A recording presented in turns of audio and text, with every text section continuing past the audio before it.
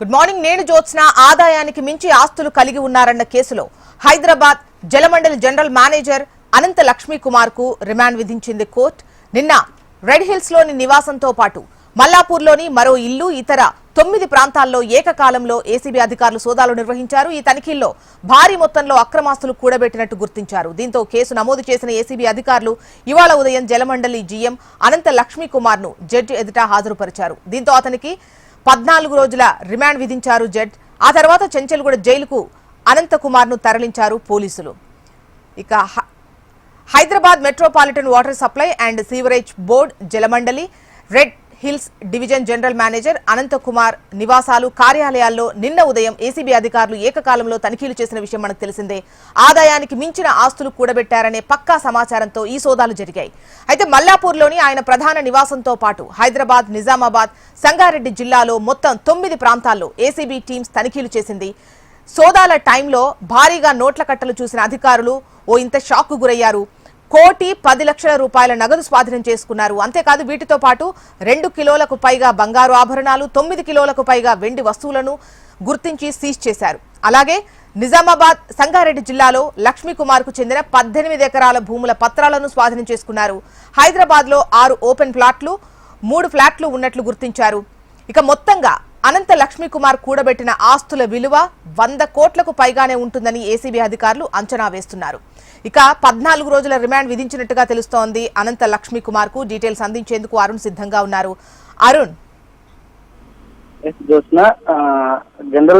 జలమండలిలో general manager గా విధులు నిర్వహిస్తున్నటువంటి అనంత లక్ష్మీ కుమార్ పై ఎక్కువగా కూడా ఆస్తులు కూడా పెట్టుకున్నాడనే సమాచారం రావడంతో నిన్న ఉదయం 6 గంటల నుంచి కూడా అతని నివాసాల్లో అయితే ఏసీబీ అధికారులు సోదాలు నిర్వహించారు. ఏకదాటిగా దాదాపు 15 గంటల పాటు అయితే సోదాలు నిర్వహించారు. అతను మల్లాపూర్లోని అతని నివాసంతో పాటు దాదాపు 9 ప్రాంతాల్లో ఆయన బంధువులు, కుటుంబ సభ్యులు, ఇంకా సన్నిహితుల ఇళ్లలో కూడా మొత్తం 9 ప్రాంతాల్లో ఏకకాలంలో ఏసీబీ అధికారులు అయితే సోదాలు నిర్వహించారు.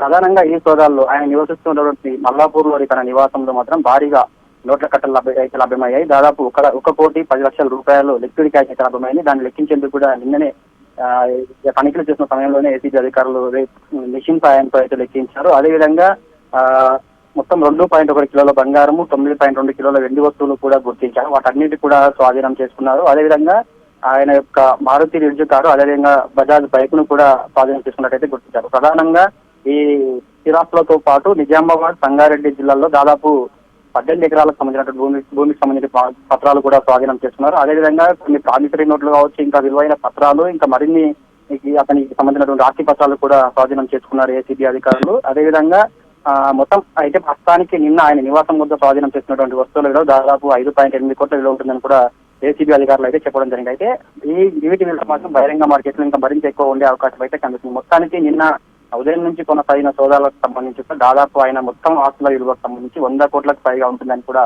ఏసీబీ అధికారులు అయితే అంచనా వేస్తున్నారు. ఒక జలమండలిలో జనరల్ మేనేజర్ గా విధులు నిర్వహిస్తున్నట్టు ఒక వ్యక్తి దగ్గర ఇంత డబ్బులు చూసి కూడా ఏసీబీ అధికారులు కూడా ఒక్కసారిగా నివేరబోయిన పరిస్థితి కనిపిస్తుంది. మొత్తం 100 కోట్ల రూపాయలు కూడా అక్కడ అక్రమంగా కూడబెట్టినట్లయితే ఏసీబీ అధికారులు అయితే గుర్తించారు. మొత్తం నిన్న దాదాపు 15-16 గంటల వరకు కూడా ఆయన ఇంట్లో మొత్తం సోదాలు అయితే కొనసాగని చెప్పుకోవచ్చు.